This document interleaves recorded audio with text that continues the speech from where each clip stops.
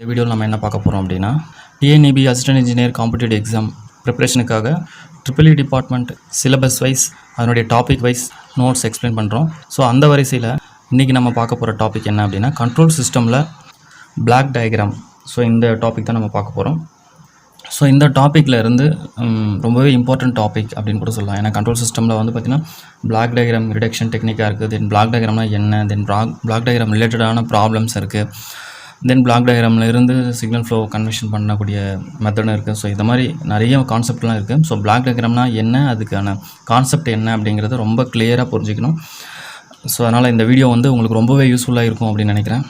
So இந்த பிளேலிஸ்ட்டில் control சிஸ்டமில் இருக்கக்கூடிய எல்லா டாப்பிக்லேயும் கேட்கக்கூடிய ப்ராப்ளம்ஸோட ஷார்ட்கட்லாம் நான் சொல்லிக்கிட்டு வருவேன் நடுவில்.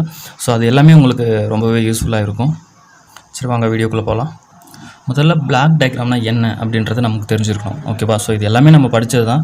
ஸோ பிளாக் டயக்ராம்னா என்ன அப்படின்னா, எந்த ஒரு கண்ட்ரோல் சிஸ்டம் எடுத்துக்கிட்டாலும் சரி, ஒரு இன்ஜினியரிங் கண்ட்ரோல் சிஸ்டம் எந்த ஒரு சிஸ்டம் எடுத்துக்கிட்டாலும் சரி, அதை இன்ஜினியரிங் மேத்தமெட்டிக்கல் ரெப்ரசன்டேஷன் எப்படி பண்ணுவாங்க அப்படின்னா, அது வந்து ஒரு பிளாக்காக தான் அதை மாற்றி அதுக்கப்புறம் தான் அதை வந்து சால்வ் பண்ணுறதுக்கு ரொம்பவே யூஸ்ஃபுல்லாக இருக்கும். பிளாக் ஃபார்மேட்டில் வந்து கன்வெர்ட் பண்ணி வச்சுப்பாங்க. ஸோ இதுதான் வந்து பார்த்திங்கன்னா இன்ஜினியரிங் லாங்குவேஜ்னு கூட சொல்லலாம். கண்ட்ரோல் சிஸ்டத்தோட இன்ஜினியரிங் லாங்குவேஜ் என்ன அப்படின்னா, பிளாக் டயக்ராம் பிளாக்காக அது பிரித்து வச்சுப்பாங்க. இந்த கண்ட்ரோலுக்கு இந்த பிளாக், இந்த கண்ட்ரோலுக்கு இந்த பிளாக், இதுலேருந்து இது கனெக்ஷன் போகுது. ஸோ இது வந்து இப்படி கண்ட்ரோல் ஆகுது அப்படிங்கிறத ஒரு கிராஃபிக்கல் ரெப்ரசன்டேஷனாக ஒரு நமக்கு புரிஞ்சுக்கிற அந்த கேப்பபிலிட்டிக்கு ஏற்ற மாதிரி கன்வெர்ட் பண்ணக்கூடிய அந்த கனெக்ஷன்ஸை கன்வெர்ட் பண்ணுறது தான் வந்து பார்த்திங்கன்னா பிளாக் டயக்ராம் அப்படின்னு சொல்லுவாங்க. ஸோ இந்த பிளாக் டயக்ராம் வந்து பார்க்கறதுக்கு ரொம்பவே நமக்கு ஈஸியாக அண்டர்ஸ்டாண்ட் ஆகும் அப்படின்றதுனாலையும் இதை வந்து இம்ப்ளிமெண்ட் பண்ண ஆரம்பித்தாங்க. ஸோ ஈஸியாக ஒரு பிளாக்லேருந்து இன்னொரு பிளாக் என்ன அது எனக்கு கண்ட்ரோல் போகுது, தென் அந்த பிளாக்லேருந்து நெக்ஸ்ட் லெவலுக்கு என்ன போகுது, தென் நெக்ஸ்ட்லேருந்து நெக்ஸ்ட் எப்படி போகுது, ஸோ அதனுடைய ஃபீட்பேக் எப்படி வந்து கண்ட்ரோல் ஆகுது. ஸோ இது எல்லாமே வந்து பார்த்திங்கன்னா அந்த பிளாக்கை பார்த்த உடனே நமக்கு அண்டர்ஸ்டாண்ட் ஆகும்.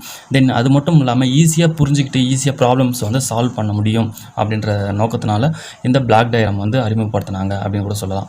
ஓகேவா? ஸோ இந்த பிளாக் டயக்ராமில் 3 முக்கியமான எலமெண்ட் இருக்குது. ஓகேவா? ஸோ இந்த 3 முக்கியமான எலமெண்ட்டை பேஸ் பண்ணி தான் வந்து பார்த்திங்கன்னா அந்த கனெக்ஷன்ஸ் அந்த கண்ட்ரோல் சிஸ்டமே வந்து பார்த்திங்கன்னா டிசைன் பண்ணுவாங்க. ஸோ இந்த 3 எலமெண்ட்டுமே வந்து ரொம்ப ஹெல்ப்ஃபுல்லாக இருக்கும் அந்த பிளாக் டயக்ராம் கன்ஸ்ட்ரக்ட் பண்ணுறதுக்கு.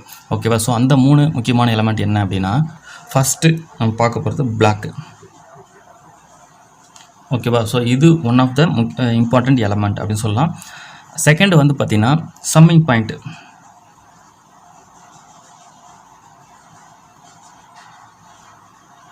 ஓகே.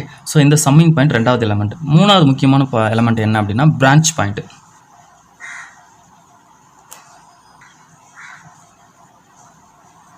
ஓகே.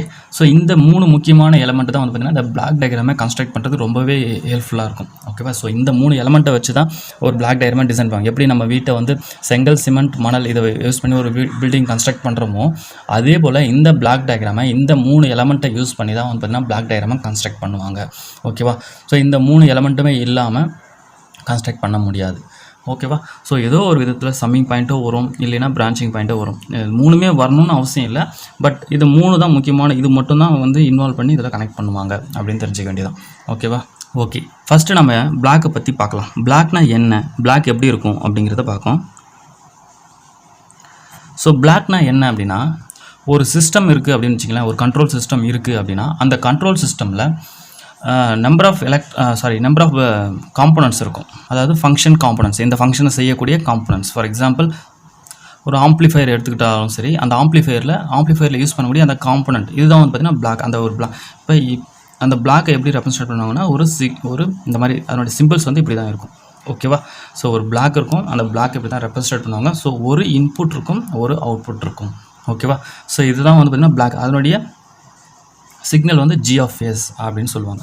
ஸோ இன்புட்டை எப்பவுமே R அப்படின்னு சொல்லுவாங்க, அவுட்புட்டை C அப்படின்னு சொல்லுவாங்க. Sometimes R of S, C of S with respect to டைம்ன்றதுனால R of S, C of S சொல்லுவாங்க. ஜென்ரலாக RC அப்படின்னு சொல்லிக்கலாம். இது இன்புட், இது அவுட்புட். இதுதான் வந்து பார்த்திங்கன்னா பிளாக். இதுக்கு உள்ளார என்ன வேணாலும் இருக்கலாம். ஓகேவா? ஃபார் எக்ஸாம்பிள் இது வந்து ஒரு கண்ட்ரோல் சிஸ்டமாக இருந்துச்சு அப்படின்னா இதுக்குள்ளே ஏதோ ஒரு எலக்ட்ரிக்கல் காம்போனன்ட்ஸ் இருக்கலாம். Resistance, diode, capacitor, what ever it is, எது வேணாலும் இருக்கலாம். பட் இந்த காம்போனன்ட்லாம் சேர்ந்து தான் வந்து பார்த்திங்கன்னா ஒரு பிளாக். ஓகேவா? இன்னொரு முக்கியமான விஷயம், இந்த பிளாக்ல இந்த ஏரோ மார்க் போடுறோம் இல்லையா? ஸோ இந்த ஏரோ மார்க் உள்ளார என்ட்ரி ஆச்சுன்னா இதுதான் வந்து பார்த்திங்கன்னா இன்புட். இந்த பிளாக்கை விட்டு ஏரோ மார்க் வெளியில் எக்ஸிட் ஆச்சு அப்படின்னா அதுதான் வந்து பார்த்திங்கன்னா அவுட்புட். இது ரொம்ப முக்கியமானது.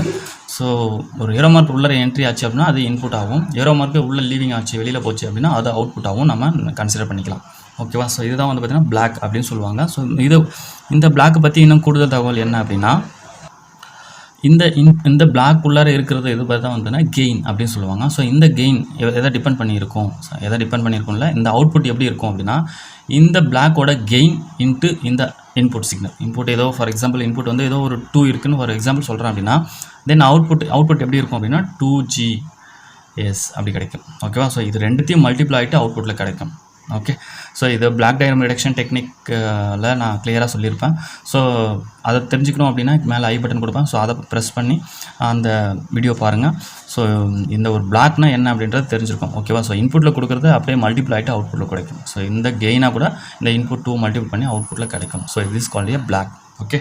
தென் செகண்ட் என்ன அப்படின்னா, செகண்ட் நம்ம பார்க்க போகிறது வந்து சம்மிங் பாயிண்ட். ஓகே. சம்மிங் பாயிண்ட்னா என்ன அப்படின்னா, ஏதோ 2 சிக்னல், 2 வெவ்வேறு இடத்துலேருந்து வரக்கூடிய சிக்னல், உதாரணத்துக்கு ஏதோ இப்போ 2 கனெக்ஷன்ஸ் இங்கேருந்து வரக்கூடிய சிக்னலும் இங்கே வேறு இடத்துலேருந்து வேறு சர்க்யூட்லேருந்து வரக்கூடிய 2 சிக்னலையும் வந்து நம்ம வந்து என்ன பண்ண போகிறோம், சம்மிங் பண்ண போகிறோம். ஓகேவா. சம்மிங் பண்ணணும் அப்படின்னா அதுக்கு பேர் தான் வந்து பார்த்தீங்கன்னா சம்மிங் பாயிண்ட். இந்த மாதிரி 2 சிக்னலையும் நம்ம சம் பண்ணி அவுட்புட் எடுக்கிறோம் இல்லையா, அதுக்கு பேர் தான் வந்து பார்த்தீங்கன்னா சம்மிங் பாயிண்ட் அப்படின்னு சொல்லுவாங்க. ஸோ இதனுடைய சிம்பிள்ஸ் எப்படி இருக்கும் அப்படின்னா, இந்த மாதிரியும் போடலாம். அதாவது ஒரு சர்க்கிள் போட்டு இந்த மாதிரி சம்மிங் இப்படியும் போடலாம். அப்படி இல்லை அப்படின்னா இப்படி போட்டும் போடுவாங்க. ஓகேவா. ஸோ இதில் இது மாதிரி போட்டோம் அப்படின்னா என்ன அர்த்தம், என்ன ரீசன் அப்படின்னா, இதில் எத்தனை சிக்னல்ஸ் வந்து இன்புட்டாக வருது பாருங்கள். இந்த சம்மிங்கில் வந்து 1 2 3 சிக்னல்ஸ் வந்து இன்புட்டாக வருது, ஒரே ஒரு அவுட்புட் மட்டும் போகுது. ஓகேவா. ஸோ இது எல்லாமே இன்புட், இது எல்லாமே அவுட்புட். ஸோ இது எல்லாத்தையுமே வந்து பார்த்திங்கன்னா சம் பண்ணி கொடுக்கும். ஸோ ஃபார் எக்ஸாம்பிள் இங்கே ப்ளஸ் போட்டுருந்தாங்க, இங்கே ப்ளஸ் போட்டிருந்தாங்க அப்படின்னா எல்லா சிக்னல் 3 சிக்னலுமே ஆட் பண்ணி அவுட்புட்டில் கொடுக்கும். ஃபார் எக்ஸாம்பிள் இங்கே ஏன்ற ஒரு சிக்னல் போகுது, இங்கே பின்ற ஒரு சிக்னல் போகுது, சின்ற ஒரு சிக்னல் போகுது அப்படின்னா அவுட்புட்டில் என்ன கிடைக்கும் அப்படின்னா A+B+C அப்படின்னு அவுட்புட்டில் கிடைக்கும். ஓகே. ஸோ இதுதான் வந்து பார்த்திங்கன்னா சம்மிங் பாயிண்ட்னு சொல்லுவாங்க. இங்கே ப்ளஸ் தான் வரணும் அப்படின்னு அவசியம் இல்லை. ஸோ சம்டைம்ஸ் வந்து மைனஸும் வரும். ஃபார் எக்ஸாம்பிள் இந்த மாதிரி பாருங்களேன். ஸோ இந்த மாதிரி கொடுத்துருந்தாங்க அப்படின்னா இந்த மாதிரி கொடுத்துட்டு இது ப்ளஸ்ஸு, இது மைனஸ், இது A, இது B அப்படின்னு கொடுத்துட்டு இது அவுட்புட் அப்படின்னா, ஸோ இதனுடைய அவுட்புட் எப்படி இருக்கும் அப்படின்னு பாருங்களேன். A அதாவது இங்கே என்ன B வந்து ப்ளஸில் இருக்கா, அதனால் B + B - A இந்த மாதிரி அவுட்புட்டில் கிடைக்கும். Bன்ற சிக்னல்லேருந்து ஏன்ற சிக்னல் மைனஸ் பண்ணிவிட்டு அவுட்புட்டில் கிடைக்கும். ஓகேவா. ஸோ இதுக்கு பேர் தான் வந்து பார்த்திங்கன்னா சம்மிங் பாயிண்ட். 2 சிக்னல் 2 வெவ்வேறு இடத்துலேருந்து வரக்கூடிய சிக்னலை சம்மிங் பண்ணி கொடுக்குறது. ஓகேவா. ஆட் பண்ணியோ இல்லை சப்ராக்ட் பண்ணியோ கொடுக்கும் வித் ரெஸ்பெக்ட் டு கிவன் இன்புட்டை பொறுத்து. ஓகேவா. ஸோ இதை பற்றி ரிலேட்டடான ப்ராப்ளம்ஸ் போடுறப்ப ரொம்ப கிளியராக புரியும். இப்போதைக்கு ஜஸ்ட் இன்ட்ரொடக்ஷன் மட்டும் தெரிஞ்சுங்க. சம்மிங் பாயிண்ட்னா என்ன, பிளாக்ஸ்னால் என்ன அப்படின்றத புரிஞ்சுங்க. ஓகேவா. அடுத்து நம்ம பார்க்க போகிறது வந்து பார்த்திங்கன்னா பிரான்ச் பாயிண்ட். ஸோ பிரான்ச் பாயிண்ட்னா என்ன அப்படின்னு பாருங்களேன்.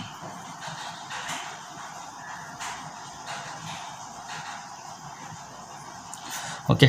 ஸோ பிரான்ச் பாயிண்ட்னா என்ன அப்படின்னா, பிரான்ச் பாயிண்ட்டு இப்போ ஏதோ ஒரு சர்க்யூட் வருது. ஸோ இந்த சர்க்யூட்லேருந்து நம்பர் ஆஃப் பிரான்ச்சஸ் வந்து இப்படி பிரிஞ்சு போச்சு அப்படின்னா, ஸோ இதுக்கு பேர் தான் வந்து பார்த்திங்கன்னா பிரான்ச்சிங் பாயிண்ட் அப்படின்னு சொல்லுவாங்க. ஸோ இது ரொம்ப தெரிஞ்சுக்கணும். ஸோ பிரான்ச்சிங் பாயிண்ட்னா என்ன அப்படின்னா, ஏதோ ஒரு இந்த பிளாக்லேருந்து ஒரு சிக்னல் வருது. ஸோ அந்த சிக்னல் வந்து பார்த்திங்கன்னா இப்படியும் பிரிஞ்சு வரும். ஃபார் எக்ஸாம்பிள் ஏன்ற ஒரு சிக்னல் வந்துச்சு அப்படின்னா இங்கே என்ன சிக்னல் வரும் அப்படின்னா ஏன்ற அதே சிக்னல் தான் வரும், இங்கே ஏன்ற சிக்னல் தான் வரும், இங்கே ஏன்ற சிக்னல் தான் வரும். ஏன்னா எல்லாமே எப்படி இருக்குது, கனெக்ட் ஆகிருக்கு. ஓகேவா. கனெக்ட் ஆகிட்டு பிரான்ச் மாதிரி பிரிஞ்சு போகுது. ஓகேவா. ஸோ இதுதான் வந்து பார்த்திங்கன்னா பிரான்ச்சிங் பாயிண்ட் அப்படின்னு சொல்லுவாங்க. ஓகேவா.